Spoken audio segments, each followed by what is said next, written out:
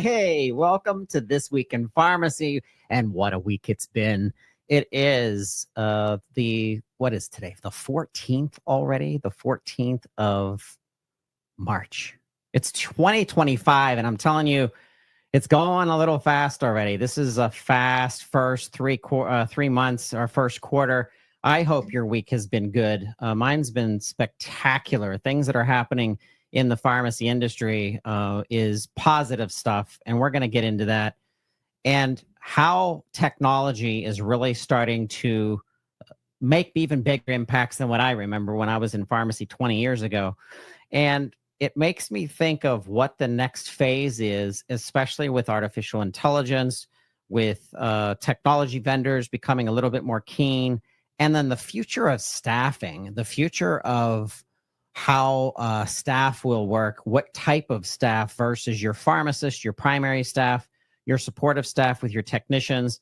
And then we talk about administration, we talk about marketing staff, we talk about things like, tying in social media. I was talking to several colleagues that are in content development, and the element of authenticity is going to become much more important as we enter an age that is so intensive with artificial intelligence. And while we use artificial intelligence at our publication, at TWIRx PR and Pharmacy Podcast Network, there's an element about authenticity that we will never stop with, and the combination of enhancing what we do with AI. But today's subject is pretty important, and that is your staffing, the resources you have, the shortages that we're going through. Not sure if you knew this, and I'm sure if you do know this, you're in the pharmacy industry, but we have staffing shortages right now. It's a significant issue for the pharmacy industry, struggling to fill very key positions, our pharmacy technicians, some of our administrative work. The burnout that people have gone through. This was caused initially by the pandemic and the surge of people that were needed. Then all of a sudden we kind of get back, but we go through a lot of this burnout and stress and people being stressed. And so I always think, we're talking about technology, we're talking about AI. Let's talk about staffing. And so today's guest, without any further ado, is Donnie with PharmaStaff. He is the Vice President of Operations over at PharmaStaff. Donnie, welcome to TWIRx. Welcome to This Week in Pharmacy. Thank you so much, Todd. All right. So staffing is definitely an issue. There was an article that came out in the Pharmaceutical Journal just in February, and it dug down into some evidence-based reference and getting into how this impacts people, how it impacts communities, where pharmacist staff and pharmacy technician staff is needed now more than ever. But extremely well with the business that you've created, what kind of opportunity there is to step in and to help different sectors of pharmacy, whether we're talking about community, specialty, long-term care, compounding, it really doesn't matter. You guys have really dialed into this. Share with our listeners a little bit about PharmaStaff and yourself and what your mission is. Sure. So my name is Donnie. I'm one of the vice presidents of operation at PharmaStaff. We've initially started as a courier company, as a courier service company in RX to go in the tri-state area, New York, New Jersey, and Pennsylvania. We started over 10 years ago. From the beginning, we've been exclusively working in the healthcare industry, and this specialization really helped us to grow and build a solid reputation in the areas that we serve. Later on, we've evolved to a software company that is now RX for Route. It's a digital solution for medication deliveries for pharmacies. The main vision was to provide pharmacies nationwide with a high-class digital system that would tackle all medication delivery challenges. Right. When it comes to a PharmaStaff, it was originally designed as a custom solution that we didn't have that big of idea at the beginning. It was a custom solution for our current client base for RX to go and RX for Route. It's an outsourcing solution for any administrative tasks, and it's not it's obvious that the staffing has a significant shortage, not only in the healthcare industry but across all the industries as well. The pharmacies we work with have been experiencing the same issue, especially post-pandemic world, right? Where there's a huge need for additional administrative staff. And we had our internal team that was helping our current clients with many of the tasks that they had at that time. Many of the ones that were patient service providers, outreach, billing, and pretty much data entry, any other tasks. At the end, we just wanted to do it at the discount rate, helping our clients, our pharmacies, increasing their return on investment and increasing the revenue without adding anything significantly on top. I love this. I know that this is a major struggle that our pharmacies are facing. We're talking about health systems, community pharmacies, specialty compounders. So dial in and tell us what businesses, what sectors of pharmacy would you say your strength is in, and also the advancement of your business. Where else are you going to be going in the pharmacy sector? With pharma staff, as of now, any pharmacy would be considered as our future client. If you own a pharmacy or you operate in a pharmacy, pharma staff would definitely help you in all the ways. There's absolutely, there's pretty much any pharmacy would be our potential client because we can help with anything. We're not limited to any of the tasks such as just the phone calls or just the data entry or just the insurance verifications. Think of it as an employee would work for you remotely, right? Pretty much you're able to tell them anything that needs to be done for your own pharmacy at a discount rate, and sometimes even at a better quality, if not at the same quality that your pharmacy was doing it before. And Donnie, you're dialing into pharmacy-specific needs. So you already are thinking of back-end office help and accounting, customer service, marketing, social media. Like, kind of list out some of the examples of how you're helping pharmacy and what type of pharmacy that was. If you can repeat that question, Todd, please. Sure. Like, tell us some of the examples of some of the pharma staff team members that are now engaging your pharmacy clients, and kind of some examples of what they're doing. So most of the tasks that we help pharmacies with is data entry, insurance verifications, customer service. So full customer service, inbound and outbound calls can be outsourced to us. With not only you would see the difference financially by outsourcing it to us, but also with the quality of the job getting that at much higher rate.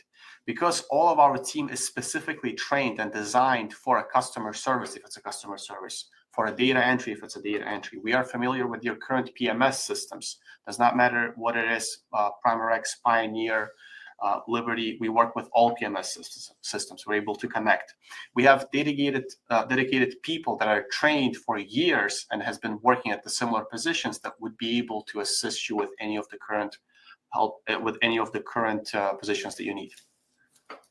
This is great. So let's talk about return on investment. This is pretty important. I see what you're saying about the quality of the individual, and the reason is because your team is refining existing talent, existing employees, but you're also recruiting new talent, and you're teaching them the processes that have helped you already be successful. So the clients that you already have, they are feeling the success, they're seeing the success, they're also able to scale faster.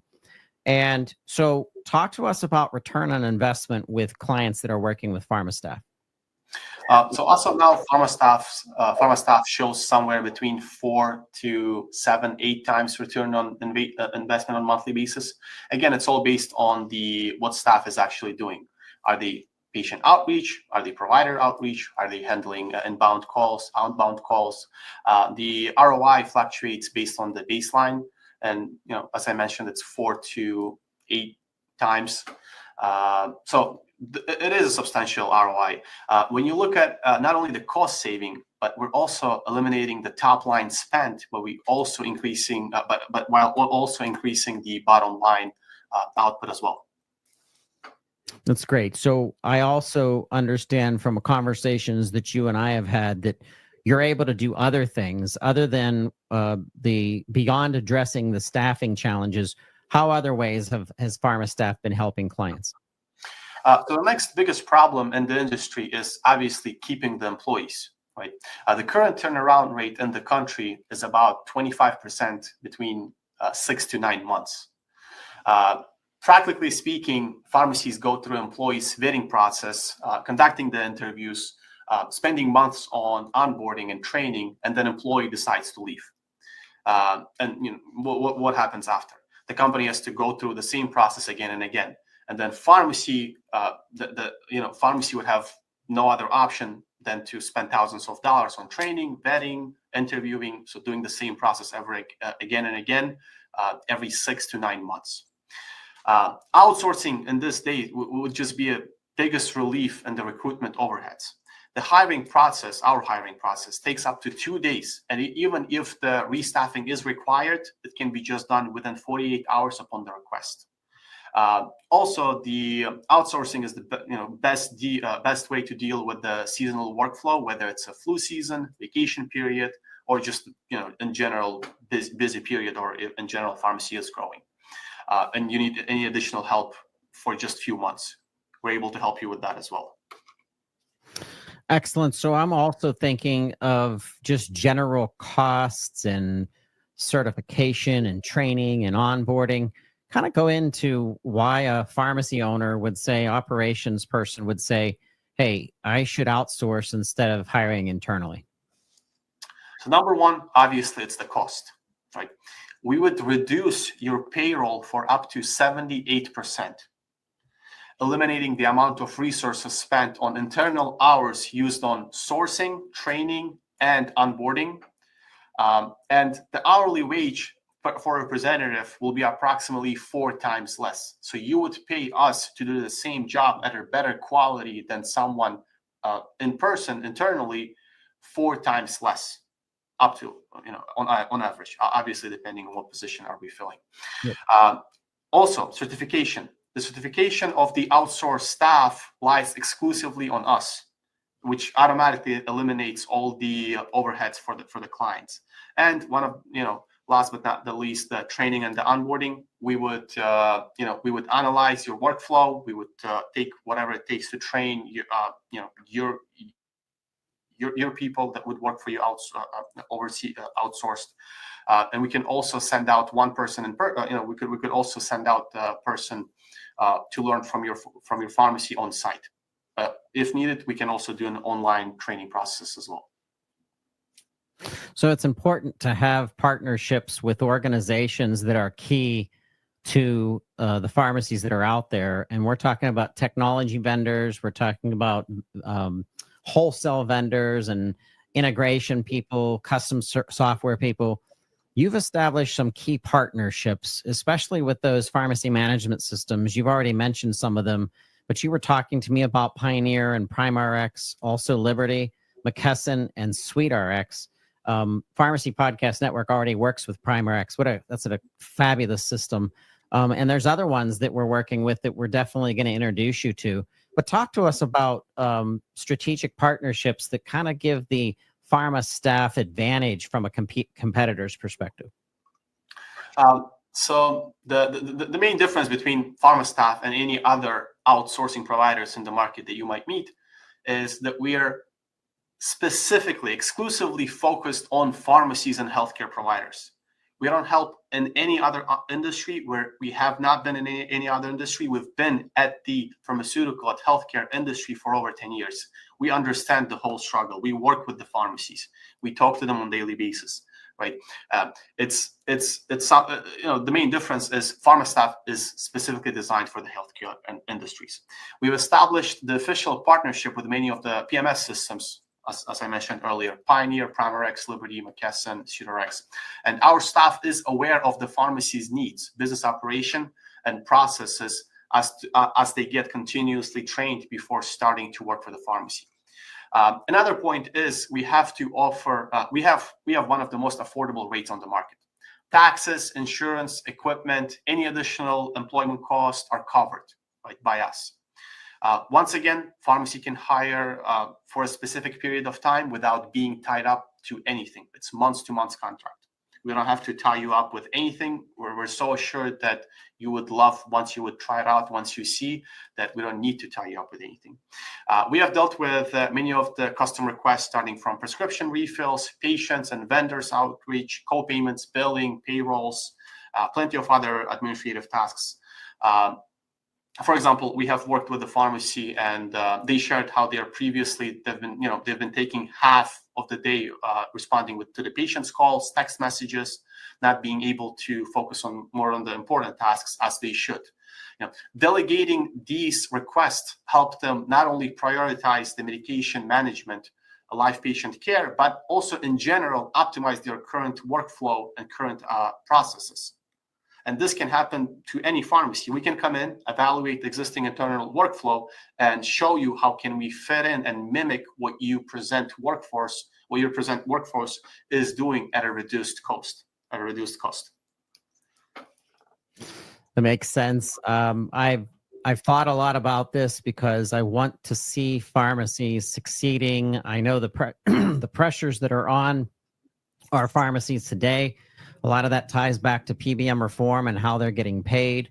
However, there are new needs that are going to be out there. And I know you know this, Donnie, but the expansion of long-term care at home and monitoring patients and gathering data and doing reporting, when that increases, if a pharmacy had someone on the inside of their administration team that could do a lot of that for them, especially with the advent of artificial intelligence, I could definitely see it increasing and accelerating.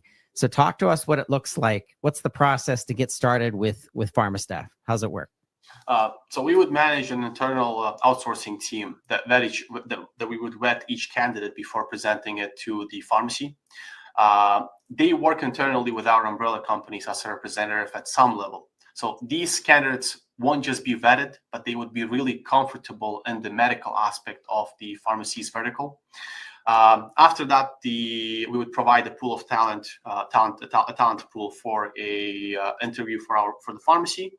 So if they're looking for 5 representatives or 5 team members, we would actually present them with 10 or 15, so they can select the best ones.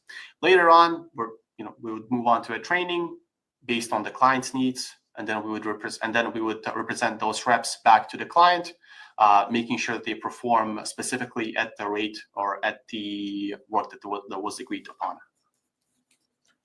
In addition, we also have tons of the tracking to audit each one of the representatives on daily or even hourly basis. We would provide a dashboard where they can listen to any of the recordings or pretty much see their full screen, have full control over their people. All right. Well, we're excited to be working with you, Donnie, and the RX4 Route team, as well as the pharma staff team. We're going to be partnered up for some interviews at the APHA in Tennessee, coming up very soon in Nashville. That's the APHA 2025 annual meeting and exposition, Nashville, March 21st through 24th.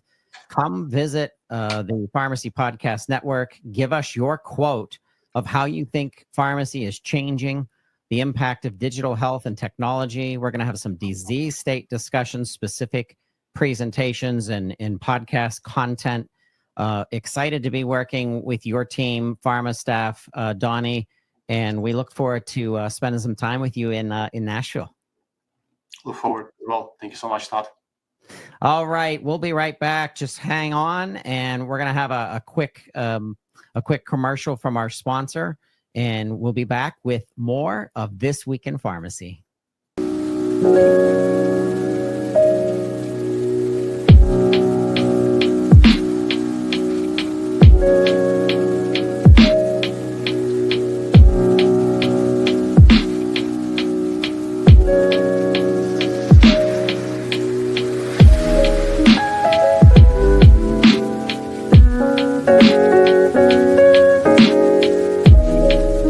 Hey, welcome to This Week in Pharmacy. We are back talking about the future of our profession, constantly talking about different things. And today it's really important to think about what happens to community pharmacy if they're not thriving is more pharmacy deserts.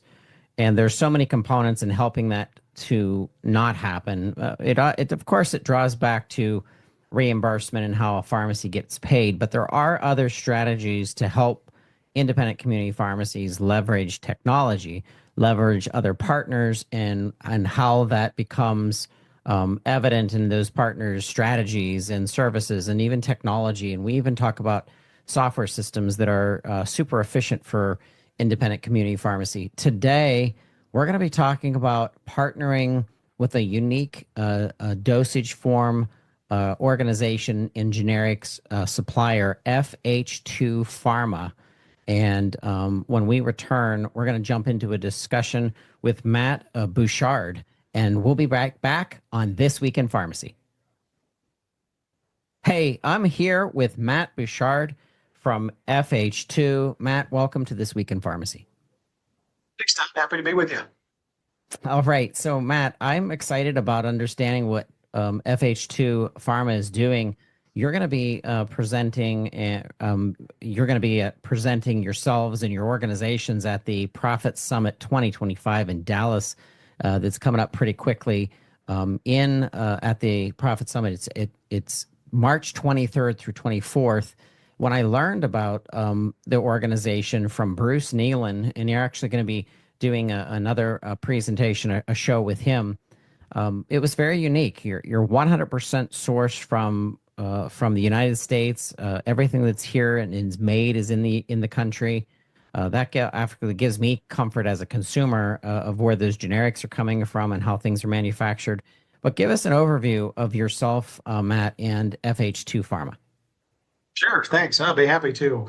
I personally am a pharmacist. I've been at my 29th year anniversary this year as a licensed pharmacist. Been licensed in as many as 13 states at one point. And so I've seen quite a bit of change, and very excited to have this opportunity with FH2 Pharma. Been with the company for about 5 years now. We were established in 2018 by a couple of longstanding thought leaders in the pharma industry. And the goal was to provide some products and some opportunities for the independent pharmacy to not only be a viable or a really good source for their patients for some unique medication dosages, but to also provide some unique opportunities for the pharmacies themselves that, as we know, struggle with the various changes and the reimbursement pinching that they're seeing these days. When I say unique dose, we don't have products that are unique to a pharmacy, but the actual milligram strengths slightly different than the norms that the pharmacies are familiar with. We currently have two different lines of products. One's a pain-related medication, and the other are GI-related medications. We do have a third line, hopefully we're going to see later this year, in the neurology space. So we're very excited about that as well. And like you mentioned, they're all made here in the U.S. We use contract manufacturers that are long established here in the U.S. You have a low dose generic that is for pain management. Kind of go into the opportunities there for pharmacies to educate not only their patients that are dealing with certain types of pain, but also the physicians that are out there in the communities. Exactly. Yeah, we were. This was actually our first product when we stepped into the manufacturing world, and it is an oxycodone acetaminophen oral tablet that is 2.5 milligrams of the oxycodone with 300 milligrams of acetaminophen. The nice aspect of this product is that it is the only source of a 2.5 milligram oxycodone oral tablet currently available in the marketplace. What that does allow for is a better transition for a physician who is looking to start a patient on a pain medication, or vice versa, slowly tapering somebody off a pain medication who potentially no longer needs it. Provides a kind of an integral middle step that was lacking previously, which offers a lower MME per dose for the doctor to choose when potentially establishing a patient for the first time who is looking to either need pain management or again is working very hard to reduce their current load. And so having this option we felt was just a very responsible action to take on the part of really any manufacturer as we look at the struggles on both sides of the wall between physicians and patients in terms of having safe options, but effective, products for a patient that, does need some level of pain relief. And again, to kind of harken back on the fact that these are US made, it'll be a very consistent product from batch to batch. Why, as a practicing pharmacist, somebody who's been in retail pharmacy for 25 of his 29 years as a licensed pharmacist, the ability to offer both the physician and the patient a very streamlined source of product that they can be confident on from month to month fill, I think aids, of course, both the patient, they have some confidence in what they're getting, but also the physician who is faced with a patient on many occasions who can come in and say, hey, you know what, I don't feel like my prescription worked as well this month. And now the doctor doesn't have to think about, okay, well, which product did you get? Who made this particular product this month? Was it a bad batch? Was it something that's been around for too long? Many questions that the physician has to answer when a patient is simply reaching out for some better relief. And, in this particular case, the doctor can feel confident that, yes, they have a consistent dose. If the patient is experiencing and needing more pain relief, then I can very, I can't think of the word I want there, but feel good about giving that patient a increased dose to say, yes, it sounds like we're getting some tolerance developed here and the pain is escalating. I'm okay with raising that dose rather than questioning whether or not the supply they had just wasn't adequate and did not meet their standards. That's great. And I understand from talking to so many pharmacists who dial into pain management that the key word of what you said was options. Options for the physician and the patient and the pharmacist to work together to dial into what that patient is facing and experiencing in pain. And boy, that's subjective. Goodness gracious, that's very specific to the individual. So having additional options, that's important. And patients may not realize this is even available. So that's where the community pharmacy, the pharmacist that's out there is going to become it's the number one educator for medication management, obviously. Exactly. Yep. And, we do work to drive some sales demand around this particular strength by educating physicians in various markets to, again, just get that word out because we do feel it's an extremely valuable option for the patient. And that is also why, we increase that line to include 5, 7.5, and 10 milligram oxycodone with, again, 300 milligrams of acetaminophen so that the patient can feel confident with an increase, knowing that, hey, I'm continuing with this product that I'm already trusting, already know where it's coming from, and already having success with, but needing more to control the pain that they're experiencing. And so we do have the full line now for that product as well. That's wonderful. It's a 2.5 milligram, a 7.5 milligram, a 10 milligram, and a 5 milligram, all with 300 milligrams of the acetaminophen tablets together. So that's creative, and like you said, it's huge options, especially if you're titrating or moving down in dosing or up in dosing. You're able to kind of creep along and really dial into what the patient's experiencing. Yep. All right. So what about this peptic ulcer medication that you're also having for to treat chronic severe drooling caused by certain neurological disorders? Yep. So we have got a glycopyrrolate. Again, this is not a new or unique product to the marketplace, but is a unique dosage. We offer a 1.5 milligram tablet, which again, allows for more individualization and customization of that dose for the patient. So we're excited about that product as well.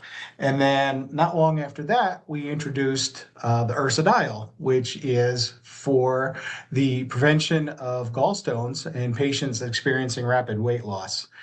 Obviously, big news these days with the spread of the weight loss products and the goal in many areas of controlling weight and reducing that issue of weight gain. And so, as a patient is transition to a GLP-1 medication, the many choices that are out there.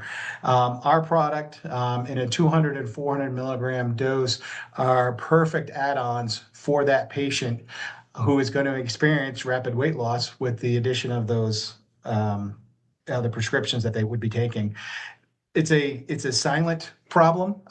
Most people don't know there's any issues with the creation of gallstones until it's too late. Therefore, at that point, requiring surgery or other corrective measures. This ursodiol, taken in conjunction with the GLP-1s right from the get-go, puts a great or offers a great opportunity to prevent those types of complications as they are successful with their weight loss. That is great news, and that's something that's so hot all over the press. The GLP-1s is a craze, and having something else there as an option. Once again, patients do not know what they do not know, so it's up to the pharmacist to educate. So, thank you for mentioning that, Matt.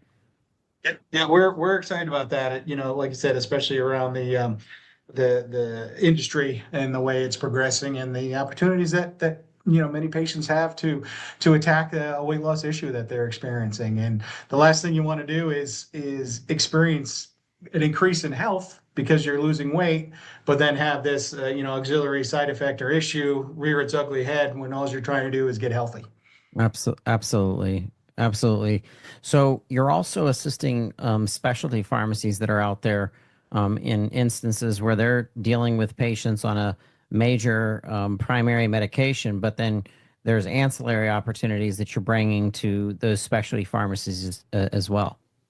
Exactly. Yep. And, we offer great partnering opportunities, which, come with it some very special pricing discounts, which, again, makes it or gives an opportunity to the pharmacies to, maintain and even grow, as they face the challenges of running a pharmacy in today's world. All right. So if you're listening and you want to reach out to Matt and talk with them, him and the team, please go to fh2pharma.net. Once again, that's fh2pharma.net. Headed to Dallas for the Profit Summit Live. You've been to the Profit Summit before, Matt? Yes, yep. We attended last year as well, so this will be our second visit. And one of the things that we're excited about this year is we're going to have a couple of pharmacy owners, join us at the booth who have been working with our program for multiple years now, and they'll be ready and willing and very eager to answer your questions and help you understand what it's meant to them to partner with us and how important and that they feel it is for any independent pharmacy out there to have opportunities like this. And so they're excited to be joining us as well. So we look forward to, speaking and meeting with anybody interested at the conference coming up.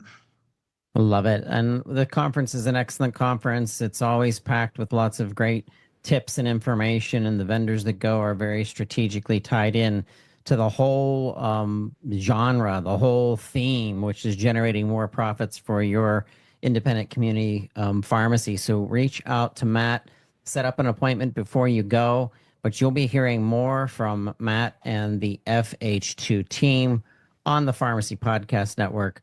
Matt, thank you so much for being our guest today on This Week in Pharmacy. Thank you, and look forward to meeting everybody out in Dallas in a couple of weeks.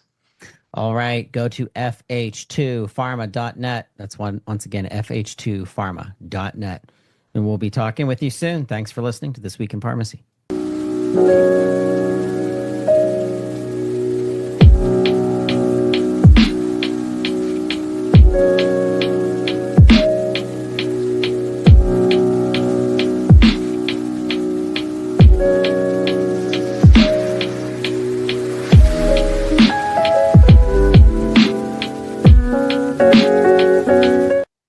Hey, and on This Week in Pharmacy, we're talking about some things that are really shaking up the state of Texas. And the reason why I like this so much is that it's helping our children. And it's a statement that was put out by Lieutenant Governor Dan Patrick. It's on Senate Bill 25. It's called Make Texas Healthy Again. And there's going to be some food additives that are going to be pulled from the state. This is kind of going back to some of the things that are happening at the federal level. But this was brought to my attention by a pharmacist out there who is a functional pharmacist. This is Dr. Tara Davis, and she is the founder of the Rooted Pharmacy. Tara, I'd like to welcome you to TWIRx. Hey, Todd. Thank you for having me. I'm so excited to be here. Hey, shout out to Dr. Christina Fontana for introducing us. And just as a little backdrop, you are actually involved in her next book. I was very honored to be in her Moving Beyond the Counter. I got to write the preface to that. She's amazing. But what's the name of her new book coming out? Expanding Your Brilliance, Navigating Business and Motherhood. It's an anthology. Excellent. All right. So Governor Dan Patrick, and you kind of are tied into this because you were a resident of the state of Texas for a while. Your husband was in the service. You guys were there. You really wanted to kind of dial in, but you've been functional for quite some time. Talk to us about Senate Bill 25. Yeah, Senate Bill 25 is huge just because of the childhood obesity epidemic, ADD, ADHD, anxiety, all of these things that we're seeing show up more and more during childhood. And a lot of it has to do with how healthy our children are. And Make Texas Healthy Again is kind of the point of SB 25. Dr. Mark Hyman, he kind of headed this up with Lieutenant Governor Dan Patrick, but it really required food labels to warn Texans about ingredients banned in other countries. And it required PE or physical education for ages kindergarten through 8th grade, and also required that not to be part of a punishment. So removing physical education or sports is not to be a punishment anymore. So it really protects that movement as medicine. Teaching about real nutrition and metabolic health to high school students. I know that my high school education as far as nutrition went was not really there. We had we had all kinds of snack machines that we ate out of, and Coke and Pepsi and all kinds of stuff were available right in the main lobby. So I'm really glad to see that this is making changes. It also is going to establish a nutrition advisory council focused on chronic disease and functional medicine for the state of Texas. So that was a really big thing as well, because functional medicine, it's less about the labs, less about the supplements, but more about functioning with our bodies and functioning as we age and really making sure that we are optimal. We're not average. You know what, So, Tara, I find you extremely fascinating. A shout out to Dr. Marina Boskov, who's on our network, who has the Functional Pharmacy podcast. You're a mother and you are teaching your children at a very young age things that by the time they hit 30 and 50 and 60, it's not going to be a change for them anymore. And I think that that's important. So talk to us a little bit about some of your own practices at a child's level of learn. You're really teaching them how to eat, and the reasoning that you're teaching them is you're saying, hey, this is going to give you more sustainable energy than the sugar cereals that the kids are eating in the morning, or something that is high fructose, corn syrup or whatever it is. But kind of dial into that from your own personal experiences. Yeah, so I'm not a huge person on let's take these food groups away. We want to add things to our existing diet for our children. So really, our breakfast looks like eggs in the morning with maybe some paleo pancakes or some almond flour pancakes. This morning, it took me 8 minutes and 17 seconds to make breakfast for my son. He sat down and ate it. So that was also nervous system regulation. He wasn't being pulled from one place to another like we all are right now in this day and age. And so just sitting down for breakfast and having a balanced breakfast full of protein, full of fiber, those are really the foundations I'm trying to set. My son is 3. So just getting him involved in some of the cooking, choosing healthy foods, and not really telling him something's unhealthy, but saying other things might make him feel better, or having him recognize when he eats an apple, he feels better than when he eats a bag of Doritos. And just having him recognize those things. I'm also writing a children's book about digestion. So I'm hoping that that starts to resonate with more kids. And also, I do a Play-Doh poop series that I'm going to push out to teachers, just talking about healthy stools, because our stools tell us a lot about what's going on in the inside where we really can't see. It's fascinating. Promise me that you're going to come back. You're going to talk to us about this children's book when you're getting it out. I want to stay connected with you. I'm going to give you definitely a connection to Marina and get you guys together, because the coming of the new age of pharmacy is here. We're kind of at the infancy stage of it, because there's multiple things happening in pharmacy. Our payment changes, our payment systems are changing. How we're getting pharmacists paid as consultants is changing. Provider status keeps popping up in different states. And now when we put this in with the functional and the Robert Cresses of the world, and Marinas and you and the FPA, the Federation of what's the association called? The PHA, PH. Functional Medicine Pharmacy Alliance. So this is all growing, and I know that there's going to be people that are going to dial into this, and they're going to start paying attention because of our new administration. There's always good and bad about everything, but at least the nation is really starting to pay attention to unnecessary food additives that aren't happening in Europe, but they're happening in the United States. And it's kind of like a head scratcher, like, why are we allowing this to happen? So it's the right time to see pharmacists like you rise. And I want to do everything in my power to get your voice out there and get you interconnected with other pharmacists for sure. So promise me you're going to come back. I sure will. I would love to be back. All right. Stay tuned for more of This Week in Pharmacy.